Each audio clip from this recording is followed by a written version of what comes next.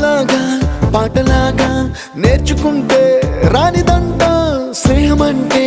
ఏమిటంటే పుస్తకాలు చెప్పలేని పాఠం అంట కోరుకుంటే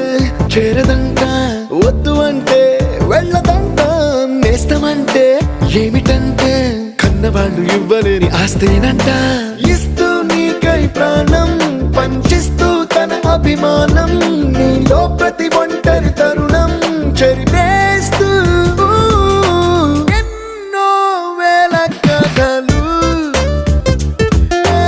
ఇంకో కథ మొదలు छोटी छोटी छोटी छोटी छोटी छोटी बातें छोटी छोटी बातें बातें मीठी मीठी मीठी मीठी मीठी मीठी यादें मीठी मीठी यादें यादें